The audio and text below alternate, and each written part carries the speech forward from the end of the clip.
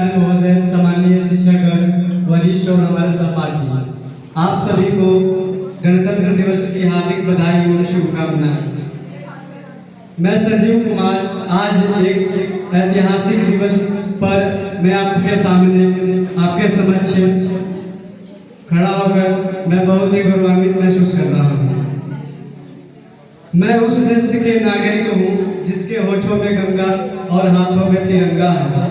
वो देश जो कभी सत्यम शिवम सुंदरम, कभी पंजाब, कभी वंदे मातरम और कभी पंजाब सिंध गुजरात मराठा द्राविड़ों जगलबंगा है। मैं उस देश के नागरिक हूँ जो हर ठुकराए हुए को शरणस्थली बन जाता है और सात समंदर पार परदेशियों को भी ब्रदर सिस्टर कहकर बुलाता है। यही प्रेम की पूज्य भूमि, यही प्रेम की पूज्य भूमि भारतवर्ष कहलाता है, भारतवर्ष कहलाता है। आज का यह दिन 26 जनवरी 2025 से केवल एक तारीख नहीं है, यह हमारे देश की आत्मा, संविधान और हमारे गौरवशाली का प्रतीक है। यह दिन हमें स्मरण कराता है उस संघर्ष, त्याग और बलिदान की जिसने हमें एक स्वतंत्र, संप्रभु और लोकतांत्रिक भारत का उपहार दिया।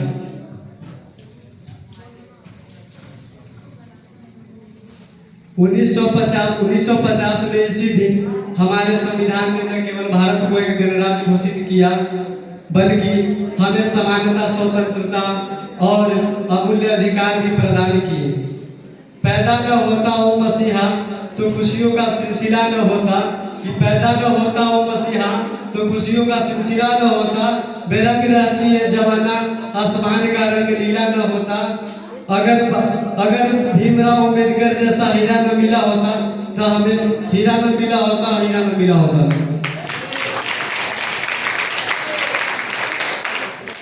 यह संविधान जो भीमराव अम्बेडकर और संविधान सभा के अन्य सदस्यों की दूरदृष्टि और अथक परिश्रम के परिणाम है। आज भी हमारे देश की प्रगति, सामाजिक एकता और आधारशिला है। हमारा भारत आज हर क्षेत्र में बहुत तेजी से आगे बढ़ रहा है।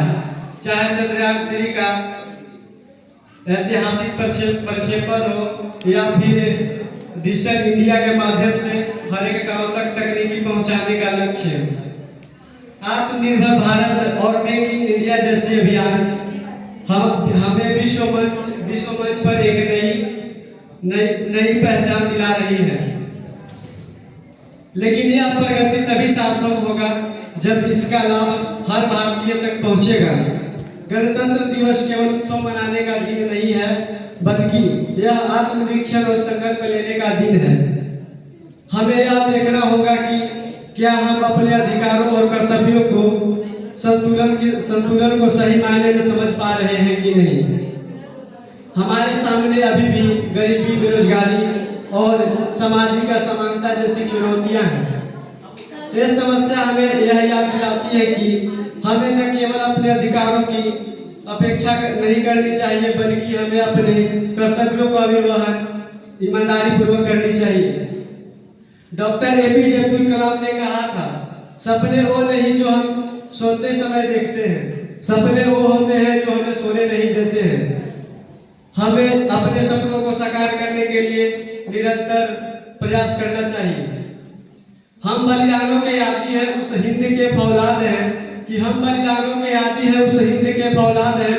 जिस माटी में थे जन्मे भगत सिंह, उस माटी के औलाद है, उस माटी के औलाद है।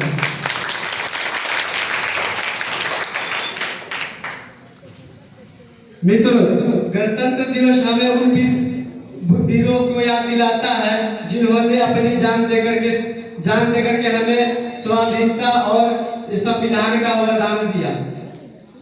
आइए आज इस शुभ अवसर पर हम सब मिलकर संकल्प लें। हम एक बार सभी लोग एक बार खड़े हो जाइए। स्टूडेंट, मैं आप लोगों के साथ कुछ संकल्प लेना चाहता हूँ। आप लोग भी लीजिए अपने भारत के विकास के लिए। एक राइट हैंड आप अपने आगे कर लीजिए। मैं आगे से बोलूंगा, उसके बाद आप लोग बोलिएगा, ठीक है? हम अपने अधिकारों का सम्मान करेंगे, हम अपने कर्तव्यों को पूरी ईमानदारी और निष्ठा से निभाऊंगा। हम भारत को हर क्षेत्र में सर्वोच्च बनाने के लिए प्रयासरत रहेंगे। ठीक है, आज से सभी लोग अपने काम ईमानदारी पूर्वक करिएगा, चाहे ड्यूटी जाइए, चाहे हम लोग भी तो एक अच्छा क्षेत्र में नर्सिंग क्षेत्र में है, तो नर्सिंग क्षेत्र से हमारे भारत का बहुत विकास होगा और बहुत आगे तक जा सकता है। क्योंकि अगर हम लोग नहीं रहे तो भारत के अगर एक दिन डॉक्टर बैठ जाते हैं या एक दिन नर्स बैठ जाती है तो कितने लोग का मौत हो जाता है। इसलिए हम लोग भारत को आगे पहुंचाने में बहुत ही मदद कर सकते हैं। जहाँ खेतों में लहराए हरियाली का सपना, जहाँ हर बच्चों के आंख में हो शिक्षा का उजाला, वह भारत हमारा हो, वह भारत प्यारा हो। जहाँ हर नागरिक के लिए सुख और समृद्धि का ताज हो। प्रिय साथियों, गणतंत्र दिवस केवल एक दिन नहीं है, यह हमारे उत्तरदायित्वों को याद दिलाता है। आइए इस दिन को न केवल उत्सव के रूप में मनाएं, बल्कि अपने कार्यों और विचारों को इसे सार्थक बनाएं। साथियों, हमारा गणतंत्र दिवस केवल एक तारीख नहीं है, यह हमारी अस्मिता, हमारी संस्कृति और हमारे गौरव का उत्सव है। यह वह दिन है जब हम अपने महान संविधान और हमारे देश की एकता का जश्न मनाते हैं। क्या आपने कभी सोचा है कि हमारा संविधान का असली ताकत क्या है? कोई बता सकता है? और हमारे संविधान का असली ताकत क्या है? और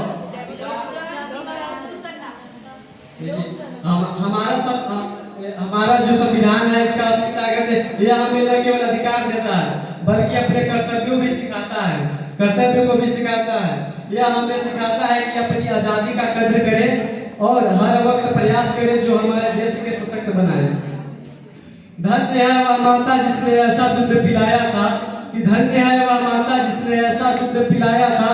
जिस उम्र में तुम करते हो हसीनाओं से दिल लगी, कि जिस उम्र में करते हो तुम हसीनाओं से दिल लगी, उसने वतन से दिल लगाया था, उसने वतन से दिल लगाया था।